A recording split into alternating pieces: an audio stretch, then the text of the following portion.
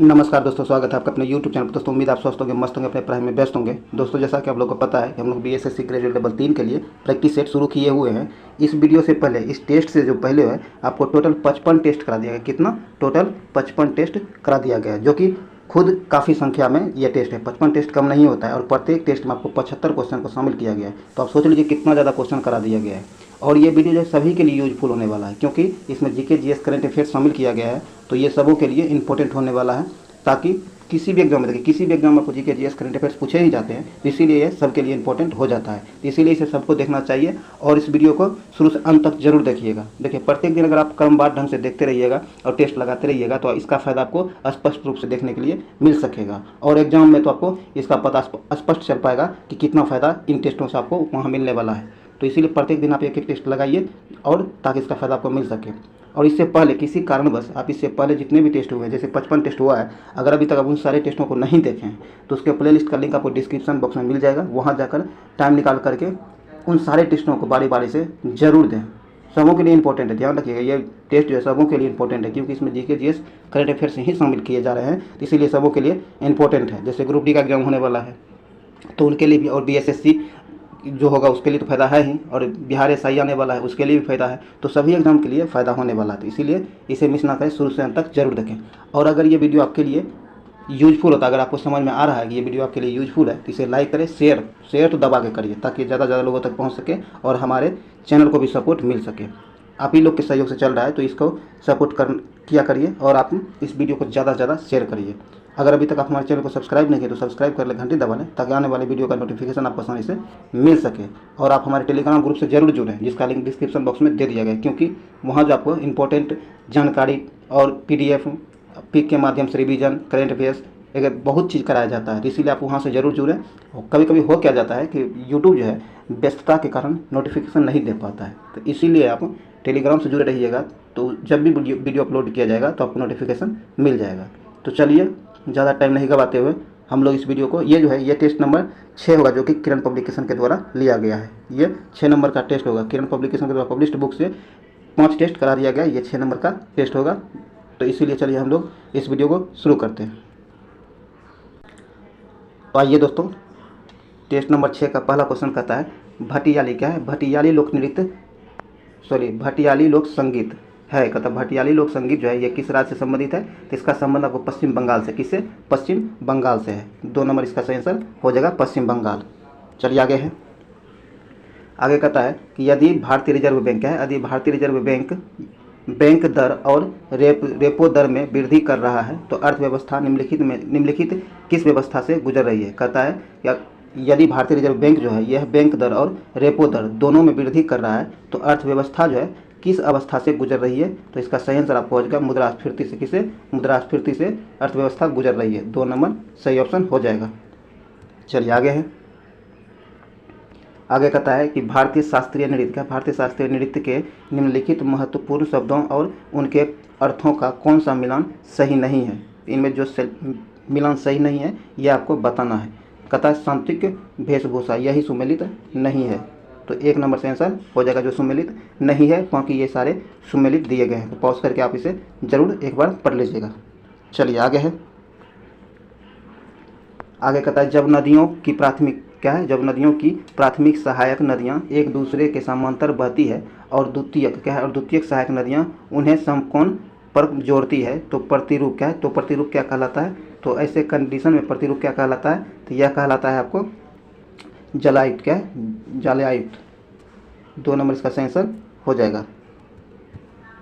चलिए आगे कहता है सोमेश्वर श्रेणी क्या है? सोमेश्वर श्रेणी का विस्तार बिहार के किस जिले में है? कहता है सोमेश्वर श्रेणी जो है इसका विस्तार बिहार के किस जिले में है? तो इसका जो विस्तार है बिहार के पश्चिमी चंपारण जिले में है। 2 नंबर इसका सही आंसर हो जाएगा। बिहार के पश्चिमी चंपारण जिले में इसका विस्तार है, ध्यान रखिएगा। चलिए ये जो है आपको सोमेश्वर श्रेणी पहाड़ी की ऊंचाई है लगभग 880 मीटर। कितना? 880 मीटर इसकी ऊंचाई है, ये भी ध्यान रखिएगा। चलिए आगे है। आगे कहता है कि देश देश के अर्ध शुष्क क्षेत्रों में खरीफ के मौसम में एक फसल उगाई जाती है। एक फसल उगाई जाती है। कहता है देश के अर्ध शुष्क क्षेत्रों में खरीफ के मौसम में एक फसल उगाई जाती है। विभाजन के बाद इस फसल का उगाया जाने वाला एक बहुत बड़ा क्षेत्र पाकिस्तान के हिस्से में चला गया है। तो चीन के बाद भारत इस फसल के उत्पादन में दुनिया में दूसरे स्थान पर है। तो किस फसल की बात हो रही है? तो यहाँ जो है आपको कपास की बात है। किसकी? कपास की बात हो रही है। 1 नंबर से आंसर हो जाएगा, कपास की बात हो रही है। चलिए आगे है। आगे कहता है निम्नलिखित में से किस दशक को भारत में जनसंख्या विस्फोट की अवधि के रूप में जाना जाता है, जो कि मृत्यु दर में तेज़ी से गिरावट लेकिन देश में जनसंख्या की उच्च प्रजनन दर के कारण था। ये एग्जाम में बहुत बार ये क्वेश्चन पूछ लिया गया है। इसका सही आंसर आपको हो जाएगा 51 से 81। क्या है? 1951 से 1981। 3 नंबर यहाँ से आंसर हो जाएगा। चलिए आगे है। आगे कहता है जनसंख्या की दशकीय वृद्धि दर के दृष्टिकोण से बिहार में सबसे अच्छा प्रदर्शन करने वाले जिलों का क्रम 2011 जनसंख्या के अनुसार कौन है? कहता है जनसंख्या के दशकीय वृद्धि दर के दृष्टिकोण से बिहार में सबसे अच्छा प्रदर्शन करने वाला जिला क्रमवार कौन है? और ये आंकड़ा आपको 2011 की जनसंख्या नीति के अनुसार होना चाहिए। तो इसका सही क्रम जो हो जाएगा आपको अरवल, गोपालगंज और दरभंगा। कौन? अरवल, गोपालगंज और दरभंगा। 2 नंबर से आंसर हो जाएगा। चलिए आगे है। आगे कहता है करेवा। क्या है? करेवा संरचनाओं के लिए प्रसिद्ध निम्न स्थानों में से कौन सी जफरान की खेती के लिए उपयोगी है? तो इसका सही आंसर हो जाएगा आपको कश्मीर हिमालय। क्या है? कश्मीर हिमालय। 4 नंबर से आंसर हो जाएगा कश्मीर हिमालय। चलिए आगे कहता है कि निम्नलिखित में से कौन सा संगठन एमएसपी के निर्णय पर सिफारिश करता है? कहता हुआ कौन सा संगठन है जो एमएसपी के निर्णय पर सिफारिश करता है? तो इसका सही आंसर हो जाएगा आपको CACP। क्या है? CACP। 2 नंबर इसका सही आंसर हो जाएगा। चलिए आगे है। दोस्तों आगे कहता है कि निम्नलिखित में से कौन सरकारों की राजकोषीय नीति का एक हिस्सा है? कहता है निम्नलिखित में से वह कौन सा सरकार की राजकोषीय नीति का एक हिस्सा है? इसका सही आंसर आपको हो जाएगा। देखिए पहले 2 कथन दिया। कहता है बैंक का पर्यवेक्षण। क्या है? बैंक का पर्यवेक्षण। ये तो गलत है। कर तय करना, यह सही है। यहाँ नीचे दिया गया। कहता है सही उत्तर देने के लिए कोड का प्रयोग करें। तो सही उत्तर तो आपको केवल 2 है। तो यहाँ 4 नंबर से आंसर हो जाएगा, केवल 2 सही है। चलिए आगे है। आगे कहता है निम्नलिखित। क्या है? किस भारतीय त्यौहार को कहता किस भारतीय त्यौहार को मुख्य रूप से पंजाब में पंजाबियों द्वारा मनाया जाता है और इसे पंजाब का फसल त्यौहार भी कहा जाता है? कहता हुआ कौन सा भारतीय त्यौहार है जिसे मुख्य रूप से पंजाब में पंजाबियों के द्वारा मनाया जाता है और इसे पंजाब का फसल त्यौहार भी कहा जाता है? तो इसका सही आंसर हो जाएगा क्या है? लोहड़ी। ये लोहड़ी है। इसका सही आंसर हो जाएगा लोहड़ी। 2 नंबर से आंसर हो जाएगा। चलिए आगे कहता है निम्नलिखित में से कौन सा पोषणज जिसका ट्रैफिक स्तर ऊर्जा की अधिकतम मात्रा को दर्शाता है? तो इसका सही आंसर हो जाएगा आपको उत्पादक। क्या है? उत्पादक। 4 नंबर से आंसर हो जाएगा उत्पादक। ये भी ध्यान रखिएगा। चलिए आगे कहता है बिहार की जलवायु मुख्यतः है। कहता है बिहार की जो जलवायु है यह मुख्यतः कैसी है? तो ये आपको उपोष्ण है। क्या है? उपोष्ण है। 2 नंबर यहाँ से आंसर हो जाएगा उपोष्ण। 2 नंबर से आंसर हो जाएगा उपोष्ण है। बिहार की जलवायु जो है मुख्य रूप से उपोष्ण है। चलिए आगे है।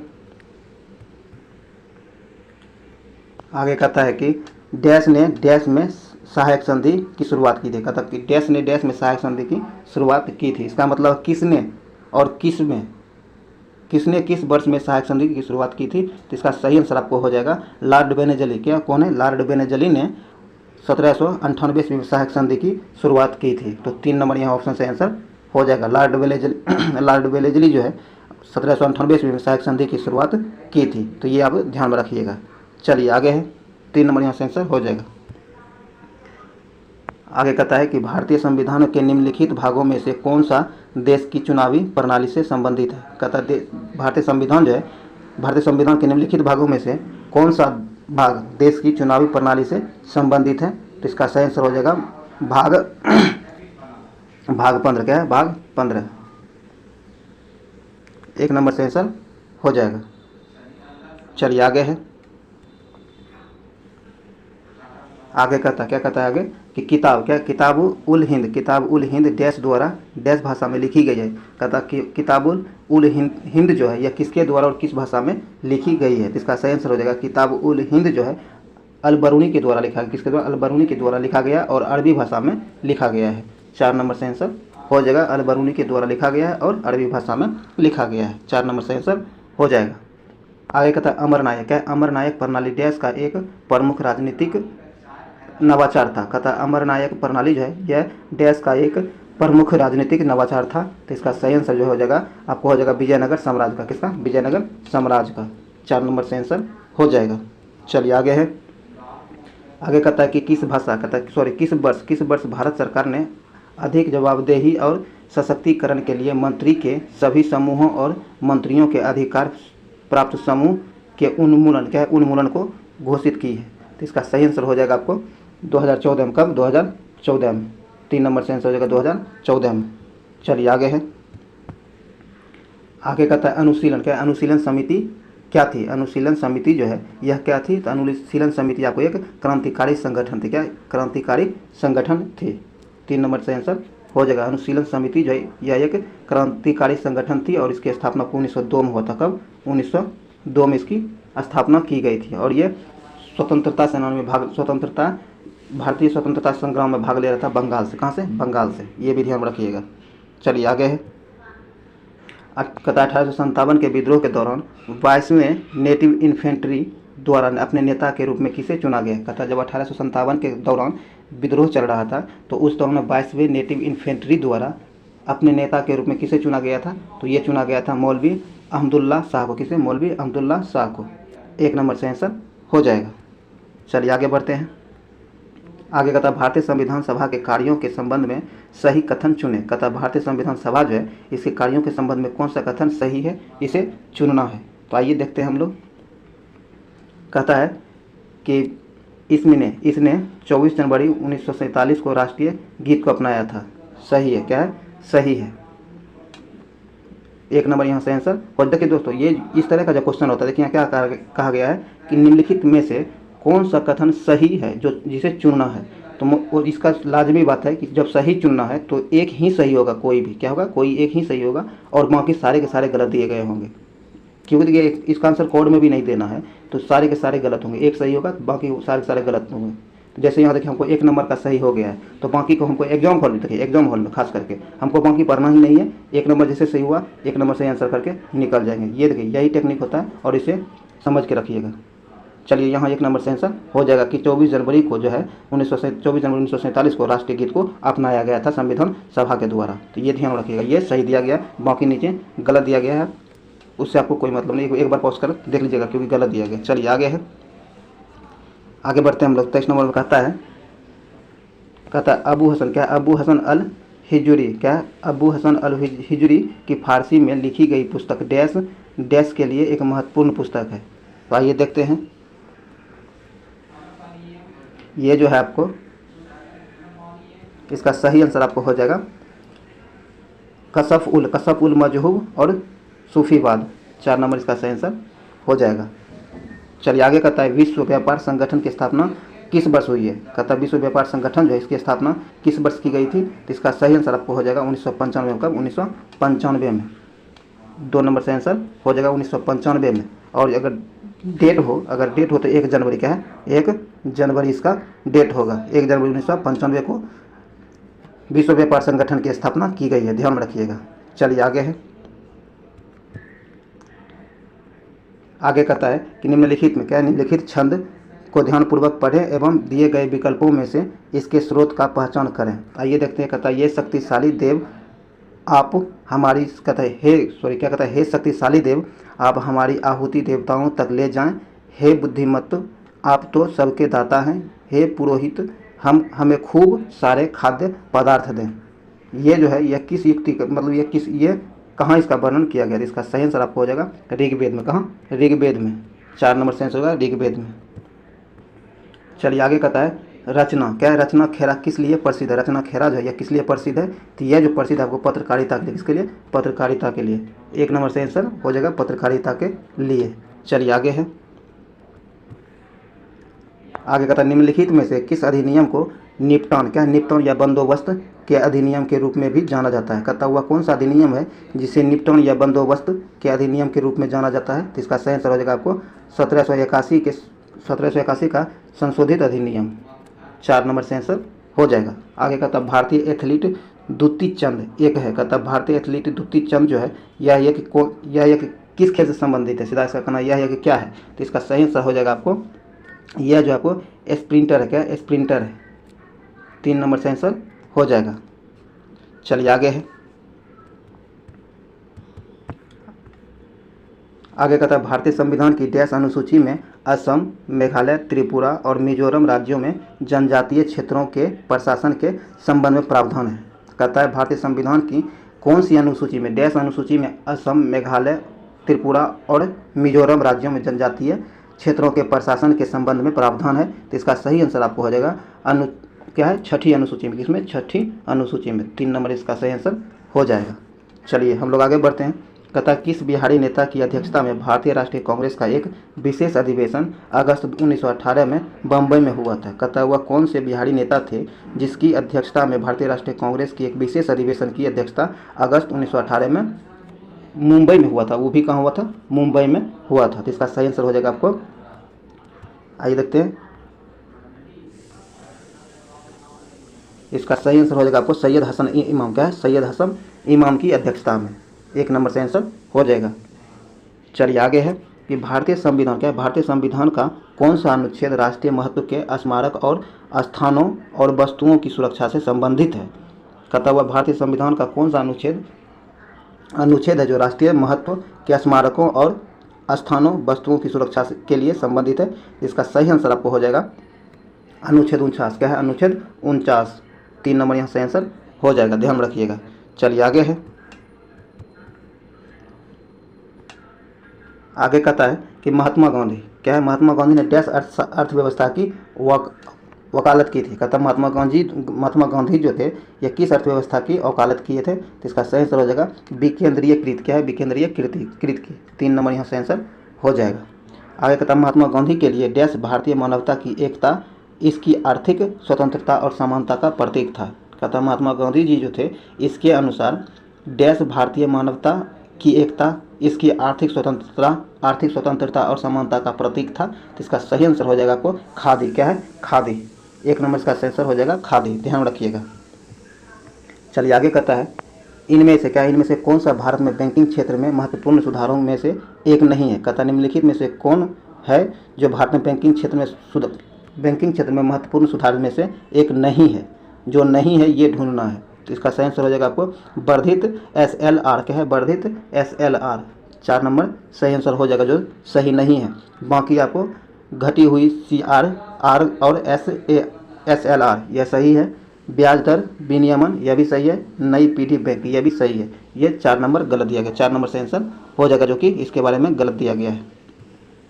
चलिए आगे कहता है कि जनवरी 1858 में कैनिंग, क्या है, जनवरी 1858 में कैनिंग डैश तक चले गए और दिल्ली डिवीज़न छोड़कर उत्तरी पश्चिमी प्रांत का गठन किया था।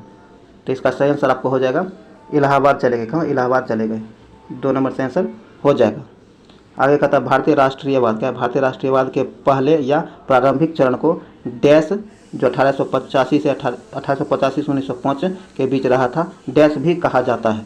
कहता है भारतीय राष्ट्रवाद के पहले या प्रारंभिक चरण था जो कि कब से कब था, 1885 से लेकर 1905 तक था। इसे क्या कहा जाता है, तो इसे जो कहा जाता है यह कहा जाता है मध्यम का, क्या है, मध्यम कहा जाता, मध्यम चरण कहा जाता है। 3 नंबर से आंसर हो जाएगा, मध्यम चरण इसे कहा जाता है। चलिए आगे है, आगे कहता है महात्मा गांधी ने सत्याग्रह सभा की स्थापना डैश में की थी। महात्मा गांधी जो है सत्याग्रह सभा की स्थापना कब की थी, इसका सही आंसर हो जाएगा फरवरी 1919 में। कब, फरवरी 1919 में। 3 नंबर यहाँ से आंसर हो जाएगा फरवरी 1919, ये ध्यान में रखिएगा। चलिए आगे कहता है डैश भारत में राजनीतिक सुधारों के लिए आंदोलन शुरू करने वाले पहले भारतीय नेता थे। कहता वह कौन थे जो भारत में राजनीतिक सुधारों के लिए आंदोलन शुरू करने वाले पहले भारतीय नेता थे। तो इसका सही आंसर हो जाएगा आपको राजाराम मोहन राय। कौन? राजाराम मोहन राय। 2 नंबर इसका सही आंसर हो जाएगा राजाराम मोहन राय। ये राजाराम मोहन राय पहले भारतीय नेता थे जिन्होंने राजनीतिक के सुधार के लिए आंदोलन शुरू की थी। राजाराम मोहन राय ने। 2 नंबर यहाँ से आंसर हो जाएगा। चलिए आगे है। आगे कहता है कि 28 दिसंबर 1885 को भारतीय राष्ट्रीय कांग्रेस INC की स्थापना गोकुलदास तेजपाल संस्कृत स्कूल के परिसर में डैश में हुई थी। ये मुंबई में हुआ था। मुंबई में हुआ था। 2 नंबर इसका सही आंसर हो जाएगा मुंबई। ध्यान रखिएगा, ये स्कूल का नाम भी आपसे पूछ लिया जाता है कि किस जगह पर हुआ था। तो मुंबई में हुआ था और ये गोकुलदास तेजपाल संस्कृत स्कूल के परिसर में इसकी स्थापना की गई थी। कब? तो 28 दिसंबर 1885 ईस्वी को। यह भी ध्यान में रखिएगा। इसकी अध्यक्षता जो की गई थी WC बनर्जी के द्वारा किया गया था। किसके द्वारा? WC बनर्जी के द्वारा इसकी अध्यक्षता की गई थी। यह भी एग्जाम में पूछ लिया जाता है। वैसे भी आपको भारतीय राष्ट्रीय कांग्रेस से रिलेटेड जितने भी फैक्ट हैं इसे याद कर लीजिएगा, क्योंकि ये एग्जाम में बहुत ज़्यादा पूछा जाता है और पूछे जाने की संभावना भी उतनी ही होती है। और महात्मा गांधी से रिलेटेड सारे फैक्ट आप लोग जरूर देख के रखिएगा। चलिए आगे है। 1917 का डैश सत्याग्रह महात्मा गांधी का पहला सत्याग्रह था और भारतीय स्वतंत्रता आंदोलन में एक बड़ा विद्रोह था। तो इसका सही आंसर हो जाएगा आपको चंपारण। कौन? चंपारण आंदोलन, जो जिसे नील आंदोलन के नाम से भी जाना जाता है, नील विद्रोह के नाम से जाना जाता है। 4 नंबर से आंसर हो जाएगा। और ये बिहार से रिलेटेड, कहाँ से? बिहार से शुरू हुआ था। बिहार में ये हुआ था, ये भी ध्यान रखिएगा। चलिए आगे है। कहता 1866 में भारत के संदर्भ में चर्चा करने और भारतीय कल्याण को बढ़ावा देने के लिए ब्रिटिश सार्वजनिक अधिकारियों को प्रभावित करने के लिए लंदन में ईस्ट इंडिया एसोसिएशन, ध्यान रखिए कहाँ? तो लंदन में ईस्ट इंडिया एसोसिएशन का आयोजन किसने किया था? तो आपको ये पूछ लिया जा सकता है कि ईस्ट इंडिया एसोसिएशन जो है इसका आयोजन कहाँ किया गया था? तो लंदन में किया गया था। यहाँ क्वेश्चन पूछा जाता है किसने किया है? तो ये किया था आपको दादा भाई नौरोजी ने। किसने? दादा भाई नौरोजी ने किया था। तो ये ध्यान रखिएगा। 1 नंबर से आंसर हो जाएगा दादा भाई नौरोजी ने। और कब किया था? 1866 ईस्वी में। 3-4 क्वेश्चन इससे आपको सॉल्व हो जाएगा। ध्यान जरूर रख लीजिएगा, इसे ध्यान से देख लीजिएगा। चलिए आगे है। आगे का वैश्विक क्या है? वैश्विक कपास उत्पाद में भारत का हिस्सा डैश से अधिक है। कहता है कि विश्व स्तर पर कपास उत्पादन में भारत का जो हिस्सा है डैश से अधिक है। तो इसका सही आंसर आपको हो जाएगा 1/3 से अधिक है। क्या? 1/3 से अधिक है। 1 नंबर से आंसर हो जाएगा 1/3 से अधिक है। आगे कहता है इनमें से कौन सा भारत में कृषि विपणन के मुख्य दोषों में से एक नहीं है? कहता है कि इनमें से कौन सा भारत में कृषि विपणन के मुख्य दोषों में से एक नहीं है? जो नहीं है वो है आपको अनुकूलन मंडी। क्या है? अनुकूलन मंडी। तो यहाँ 3 नंबर से आंसर हो जाएगा अनुकूलन मंडी। चलिए आगे है। कहता डैश झील क्या है? डैश झील भारत की सबसे बड़ी खारे पानी की झील है। कहता है कि डैश झील जो है भारत की सबसे खारे पानी की झील है। यह भारत की सबसे बड़ी झील भी है। तो ये चिल्का होगा। क्या होगा? चिल्का होगा। 2 नंबर से आंसर हो जाएगा। चिल्का जो है, चिल्का झील भारत की सबसे खारे पानी की झील है और यह भारत की सबसे बड़ी झील भी है। चिल्का झील। कौन? चिल्का झील। ध्यान रखिएगा। चलिए आगे है। ये चिल्का झील आपको उड़ीसा में स्थित, कहाँ? उड़ीसा में स्थित है। ये आपसे पूछ लिया जाता है, ध्यान रखिएगा। चलिए आगे है। कहता डैश मिट्टी क्या है? डैश मिट्टी में सर्वाधिक मात्रा में पाई जाती है। डैश मिट्टी में, कहता डैश मिट्टी है वह कौन सी मिट्टी है जो भारत में, कहाँ? भारत में सर्वाधिक मात्रा में पाई जाती है। तो भारत में सर्वाधिक मात्रा में पाई जाने वाली मिट्टी जो है ये जलोढ़ मिट्टी है। कौन है? जलोढ़ मिट्टी है। 3 नंबर से आंसर हो जाएगा जलोढ़ मिट्टी। चलिए आगे बढ़ते हैं। आगे कहता किस शहर को स्टील सिटी ऑफ इंडिया के नाम से जाना जाता है? कहता वह कौन सा शहर है जिसे स्टील सिटी ऑफ इंडिया के नाम से जाना जाता है? तो वह आपको जमशेदपुर। कौन? जमशेदपुर। 4 नंबर से आंसर हो जाएगा जमशेदपुर। ये आपको झारखंड में स्थित, कहाँ? झारखंड में स्थित है। ध्यान रखिएगा। चलिए आगे है। आइए दोस्तों आगे कहता है भारत में क्या है? भारत में डैश अंतर्राष्ट्रीय हवाई अड्डे हैं। कहता है भारत में कितने अंतर्राष्ट्रीय हवाई अड्डे हैं? तो भारत में जो अंतर्राष्ट्रीय हवाई अड्डों की संख्या 17 है। कितना? 17 है। 1 नंबर से आंसर हो जाएगा 17। आगे कहता है इनमें से कौन सी नदी भारत में पश्चिम दिशा में बहती नदी है? नहीं है। कहता हुआ कौन सी नदी है जो भारत में दक्षिण दिशा में बहने वाली नदी, पश्चिम दिशा, कहाँ? पश्चिम दिशा में बहने वाली नदी नहीं है। तो यह है कृष्णा। कौन? कृष्णा। 4 नंबर से आंसर होगा कृष्णा। आगे कहता भारत में लगभग डैश प्रमुख बंदरगाह है। कहता है भारत में कितने प्रमुख बंदरगाह हैं, तो इसका सही आंसर हो जाएगा आपको 12। कितना? 12। 4 नंबर से आंसर हो जाएगा 12। चलिए आगे है। आगे कहता है भारत का क्या है, भारत का संविधान सभा द्वारा डैश अपनाया गया था और 26 जनवरी 1950 को लागू किया गया था। कहता है भारतीय संविधान जो है यह संविधान सभा के द्वारा कब अपनाया गया था और इसे 26 जनवरी 1950 को पूर्ण रूप से लागू किया गया था। तो इसे जो अपनाया गया था आपको 26 नवंबर 1949 को अपनाया गया था। कब अपनाया गया था? 3 नंबर यहाँ से आंसर हो जाएगा। देखिए यहाँ 2 क्वेश्चन बनता है। आपको एग्जाम में डायरेक्ट ये भी पूछ लिया जाता है कि भारतीय संविधान जो है भारतीय संविधान सभा के द्वारा कब अपनाया गया था, तो 26 नवंबर 1949 को, और पूर्ण रूप से कब लागू किया गया था, तो 26 जनवरी 1950 को। ये दोनों याद रखिएगा, ये दोनों कन्फ्यूजन का जड़ होता है, और ये तो एक जब पूछ लिया जाता है तो मैं कन्फ्यूजन में बहुत गलती होने की संभावना हो जाता है। तो अपनाया गया था 26 नवंबर 1949 को और लागू किया गया था 26 जनवरी 1950 को। ये ध्यान रखिएगा। यहाँ से आंसर हो जाएगा 3 नंबर 26 नवंबर 1949 को अपनाया गया था। चलिए आगे है। आगे का तो निम्नलिखित में क्या है, निम्नलिखित में से किसको मोटर गाड़ियों के इंजन को ठंडा करने के लिए प्रयोग किया जाता है। कहता है निम्नलिखित युक्तियों में से वह कौन सी युक्ति है जिसे मोटर गाड़ियों के इंजन को ठंडा करने के लिए प्रयोग में लाया जाता है या फिर प्रयोग किया जाता है। तो इसका सही आंसर हो जाएगा रेडिएटर। क्या है? रेडिएटर। 3 नंबर यहाँ से आंसर हो जाएगा रेडिएटर। चलिए आगे है। आगे कहता है घड़ी में क्या है, घड़ी में स्फटिक क्रिस्टल का कार्य किस पर आधारित है। इसका सही आंसर हो जाएगा आपको दाब विद्युत प्रभाव पर। किस पर? दाब विद्युत प्रभाव पर आधारित है। 3 नंबर से आंसर हो जाएगा। आगे कहता है विश्व की क्या है, विश्व की विशालतम दूरबीन कौन सी है। कहता है विश्व की विशालतम दूरबीन कौन सी है, तो ये है आपको आइस क्यूब। क्या है? Ice cube. 2 नंबर यहाँ से आंसर हो जाएगा आइस क्यूब। चलिए आगे है। कहता है परम शून्य क्या है, परम शून्य तापमान पर अर्धचालकों में विद्युत प्रतिरोध होता है। कहता है परम शून्य तापमान जो होता है उस पर अर्धचालकों में विद्युत प्रतिरोध क्या होता है, तो इसका आंसर हो जाएगा संपूर्ण। क्या है? संपूर्ण और अनंत होता है। 1 नंबर से आंसर हो जाएगा। चलिए हम लोग आगे बढ़ते हैं। आगे कहता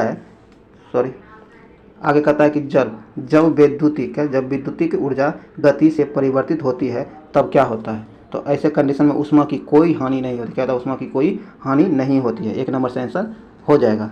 चलिए अब हम लोग आगे बढ़ते हैं। दोस्तों उम्मीद है ये वीडियो आपके लिए यूजफुल सिद्ध हो रहा होगा और आपको पढ़ने में समझ में भी आ रहा होगा। तो इसीलिए आप इस वीडियो को शुरू से लेकर लास्ट तक जरूर देखिए और इसे लाइक शेयर जरूर करिए, ज़्यादा से ज़्यादा शेयर करिए। अगर अभी तक आप हमारे चैनल पर नए हैं तो चैनल को सब्सक्राइब कर लें, घंटी दबा लें और घंटी दबाते हुए आप ऑल नोटिफिकेशन सेलेक्ट कर लें ताकि आपको प्रत्येक प्रकार का नोटिफिकेशन आपको मिल सके। तो चलिए अब हम लोग आगे बढ़ते हैं। कहता यदि किसी गैस का आयतन 27% पर संपीड़ित मूल का आधा रह जाए तो उसे किस ताप पर गर्म किया जाए कि पुनः वह मूल आयतन प्राप्त कर सके। तो इसका सही आंसर हो जाएगा आपको 227 डिग्री सेंटीग्रेड पर। 327 डिग्री सेंटीग्रेड। कितना? 327 डिग्री सेंटीग्रेड पर। 1 नंबर से आंसर हो जाएगा। चलिए आगे कहता है कि दो धातुओं ए और बी की पट्टियों एक साथ मजबूती से जुड़ी है जैसे कि चित्र में दिखाया गया है। कहता गर्म करने पर ए बी से अधिक फैलता है। यदि इस जुड़ी हुई पट्टी को गर्म किया जाए तो यह रूप ग्रहण करता है। तो नीचे दिए गए यह रूप ग्रहण कर लेता है। तो कौन सा रूप ग्रहण कर, इस क्वेश्चन का कहने का मतलब यही है कि जब इसे गर्म किया जाएगा तो ये 4 ऑप्शन में से कौन सा रूप ग्रहण कर लेगा। तो इसका सही आंसर हो जाएगा 2 नंबर। क्या है? 2 नंबर यहाँ से आंसर हो जाएगा। चलिए आगे है। आगे कहता है कथन ए जो है एक छड़ी को जल में तिरछी स्थिति में खोया गया है। यदि बगल से देखा जाए तो तिरछी छड़ी और जल की सतह पर झुकी हुई प्रतीत होती है। और कारण जो है कथन था वो कारण कहता है कि छड़ी से आने वाला प्रकाश जल अणुओं से प्रकीर्णन होकर छड़ी के छोटी एवं झुकी होने का आभास देता है। तो आइए हम लोग देखते हैं। इसका सही आंसर हो जाएगा कि ये सही है परंतु आर गलत है। 3 नंबर इसका सही आंसर हो जाएगा। चलिए आगे है। आगे कहता है ताप बढ़ने के साथ द्रव की सायनता, कहता है जब ताप बढ़ता है तो इसके साथ जो होता है द्रव की सायनता क्या होती है, तो द्रव की सायनता जो होती है घटती है। ताप बढ़ने से द्रव की सायनता जो होती है या घटती है। 2 नंबर यहाँ से आंसर हो जाएगा। चलिए आगे है। आगे कहता है एक ट्रक, एक कार और एक मोटर साइकिल की गतिज ऊर्जाएं समान है यदि समान अवरोधक बल लगाए जाएं और वे क्रमशः x, y और z दूरी पर रुके तो नीचे दिए गए क्या संबंध होगा, तो इसका सही आंसर हो जाएगा x बराबर y बराबर z। 3 नंबर यहाँ से आंसर हो जाएगा। आगे कहता है रात को देखने हेतु, क्या है, रात को देखने हेतु निम्न में से किस प्रकार की तरंगों का प्रयोग किए जाते हैं। कहता है रात में देखने के लिए किस प्रकार की तरंगों का प्रयोग किए जाते हैं, तो इसका सही आंसर आपको हो जाएगा अवरक्त तरंगों का। किसका, अवरक्त तरंग का प्रयोग रात में देखने के लिए किया जाता है। तो 3 नंबर से आंसर हो जाएगा अवरक्त तरंग का। चलिए आगे कहता है पंचर, क्या है, पंचर होने के बाद कार के पहिए की ट्यूब से वायु अचानक बाहर निकलने लगती है। इस प्रक्रिया से ट्यूब के अंदर वायु, कहता है इस प्रक्रिया का जब टायर जो होता है पंचर होता है तो कार की पहिए का ट्यूब जो होता है वो ट्यूब से वायु अचानक बाहर निकलने लगती है। तो इस प्रक्रिया से ट्यूब के अंदर वायु क्या होता है, तो इस प्रक्रिया से ट्यूब के अंदर वायु जो होता है ठंडी होती रहेगी। 1 नंबर से आंसर हो जाएगा। चलिए आगे है। आगे कहता है एक छः फीट लंबे, क्या है, एक 6 फीट लंबे व्यक्ति की लंबाई नैनोमीटर में किस प्रकार व्यक्त किया जाएगा। कहता है एक 6 फीट के व्यक्ति का, क्या है, 6 फीट के व्यक्ति की लंबाई जो है नैनोमीटर में कैसे व्यक्त की जाएगी, तो इसका सही माप क्या होगा, तो इसका सही माप होगा 183 × 10⁻7 नैनोमीटर। 3 नंबर से आंसर हो जाएगा 183 × 10⁻7 नैनोमीटर। यहाँ 3 नंबर सही आंसर हो जाएगा। चलिए आगे कहता है कि सभी चुंबकीय पदार्थ अपना चुंबकीय गुण कम करता है जब वे, कहता है सभी चुंबकीय पदार्थ जो है अपना चुंबकीय गुण कम कर लेता है। जब कब कर लेता है, तो जब वह बहुत ज़्यादा गर्म होते हैं तब वह जो अपना चुंबकीय गुण कम कर लेता है। 3 नंबर से आंसर हो जाएगा। आगे कहता है एक कृत्रिम उपग्रह, क्या, एक कृत्रिम उपग्रह में विद्युत ऊर्जा का स्रोत क्या होता है। जब एक कृत्रिम उपग्रह होता है उसमें विद्युत ऊर्जा का स्रोत क्या होता है, ये सौर सेल होता है। क्या होता है, सौर सेल होता है। 1 नंबर से आंसर हो जाएगा सौर सेल। चलिए आगे है। आगे कहता है इनमें से कौन सी ग्रीन हाउस गैस या ऐसी गैस है जो ओजोन परत को नुकसान पहुंचा सकती है, तो इसका सही आंसर हो जाएगा आपको CH4, क्या है, CH4।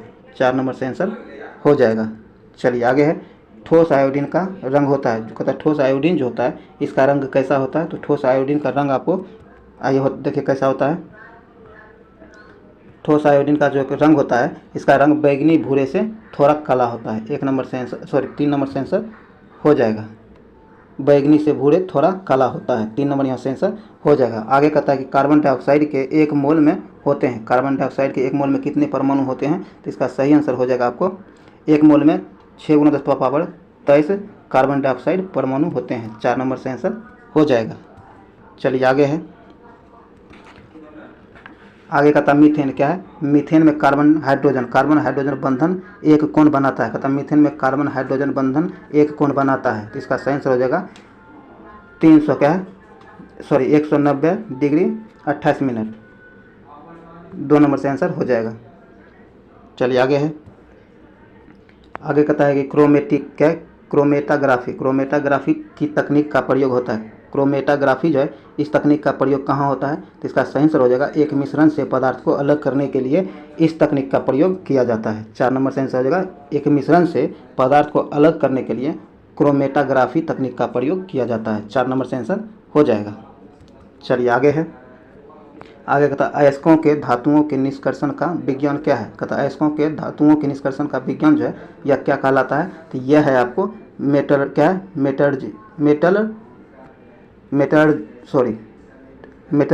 मेटलर्जी। 2 नंबर यहाँ से आंसर हो जाएगा। आगे है एक ही तापमान, क्या है, एक ही तापमान और दाब की स्थिति के अंतर्गत सभी गैस के समान आयतन में समान संख्या में अणु होते हैं, तो इसका सही आंसर हो जाएगा आपको एवोगाड्रो के नियम के अनुसार। 2 नंबर से आंसर हो जाएगा।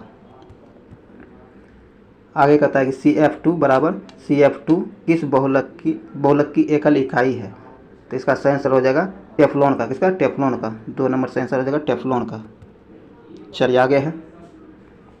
आगे कहता निम्नलिखित में से कौन सा सरसों के तेल में सामान्यतः मिलावट के लिए प्रयोग करते हैं? कहता सरसों के तेल में किसके मिलावट का प्रयोग करते हैं? सरसों के तेल मिलावट के लिए किसका प्रयोग करते हैं? तो इसका लिए प्रयोग करते हैं पोस्ता के बीज का। किसका? पोस्ता के बीज का प्रयोग किया जाता है। 2 नंबर से आंसर हो जाएगा। चलिए दोस्तों, आज के इस वीडियो का आखिरी क्वेश्चन है, क्योंकि आपको पता है कि हम लोग सिर्फ जीके जीएस करंट अफेयर्स नहीं देख रहे हैं, तो ये 75 नंबर का लास्ट क्वेश्चन है। कहता निम्नलिखित में से कौन सा जानवर, क्या है, निम्नलिखित में से कौन सा जानवर रेशे को अच्छी तरह नहीं पचा पाता है? कहता हुआ कौन सा जानवर है जो रेशे को अच्छी तरह से नहीं पचा पाता है? तो इसका सही आंसर हो जाएगा आपको सूअर। कौन? सूअर। 4 नंबर से आंसर हो जाएगा सूअर।